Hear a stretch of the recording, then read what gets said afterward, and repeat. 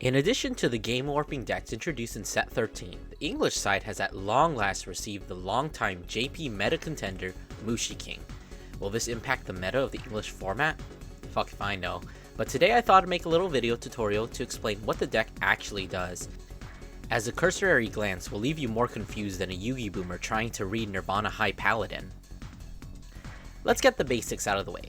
Mushiking are a series of Mushi race cards in the nation of Stoicheia, meaning that a deck can only play Stoicheia cards. Taking a full stock shows us that there are a total of 20 Mushiking cards in the set. If we take out the crest and the starter, which allows you to obtain the crest, we're left with 18 main deck cards. These can be split up into the 9 unit cards and 9 set order cards. We can further break down the unit cards into 3 categories. The unique trait of Mushiking, their attacks. From here we can see that each attack type contains 3 different units, one of each grades 1 to 3. Bringing back the orders, each order corresponds to each unit in the 3 categories, with the grades of the orders matching the grade of the respective unit. So now that we have all the cards mapped out, let's take a closer look at how to read a Mushiking card. There is a great deal of extraneous information on the card, so let me break it down to the core essentials. Now if we take a look at the card, we see the classic Vanguard stats, power, shield, grade, and any icons.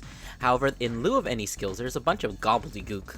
I'll do you a favor and block out everything that's not relevant. There. With everything out of the way, there are 2 things that you actually need to pay attention to. The first is a skill value. This is the only value on the card that actually matters, and we'll talk about it later. Second is the attack type. These will also be relevant later. In short, every Mushiking card is a vanilla, and they gain skills from the set orders. So how do we get these set orders? Well, that's the job of the crest.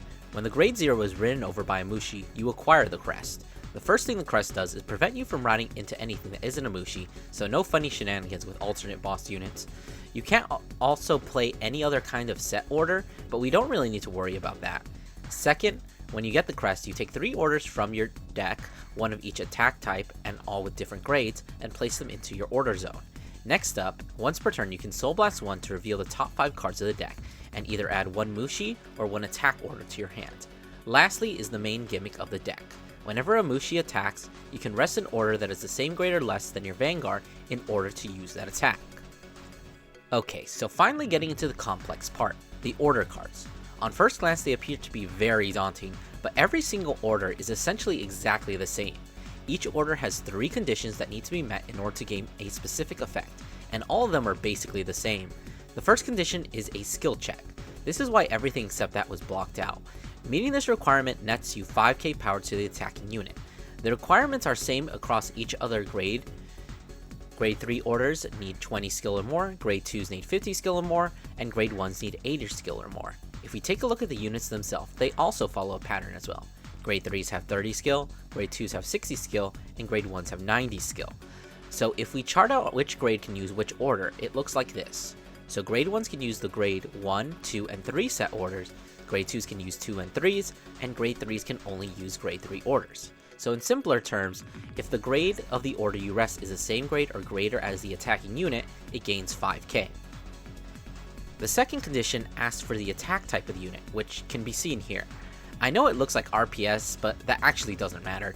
In order to get another 5k, simply match the symbol on the order to the one on the unit. So to review, match the grade, get 5k. Match the type, get 5k. Pretty simple, right? The final condition is a little bit more complex, but still pretty easy. As I mentioned before, each Mushi has an order that corresponds to it. This is their so-called signature attack. Obviously, each signature attack is the same grade and type as the beetle it belongs to, so using it will give the unit 10k when it uses it. The last condition requires a Persona Blast of the attack order, usually with some additional cost. In case you haven't been following Vanguard since the beginning, a Persona Blast is when you discard a card with the same name. In this case, the same name as the order. Each grade of order actually also have identical costs to each other, so we'll go over them together. When grade 1 attacks, it gains another 5k, then you can Counterblast 2 and Persona Blast to either board wipe the opponent, prevent the opponent's Vanguard from standing, or perform drive checks. For grade 2s, use Soul Blast 1 to either stun, or prevent from standing or intercepting, one rear, then you can Persona Blast to stun another one, retire one rear, and Persona Blast to retire another one, or change the attack target to a back row unit, and then Persona Blast to attack the Vanguard as well. The grade 3 orders all cost Counterblast 1 and will either restand the unit and give it drive -2, then you can Persona Blast to give it drive +1, prevent the opponent from calling Sentinels for that battle, then Persona Blast to stun 2 rearguards, or get 1 crit and then Persona Blast to get an extra drive. Do note for deck building purposes, you should choose 1 skill from each of the attack types and 1 grade from each. While you could theoretically play more than 1 of each grade, that would make the deck inconsistent as you would need to play many more orders and play additional orders from hand. So that's pretty much it. Have fun with bugs.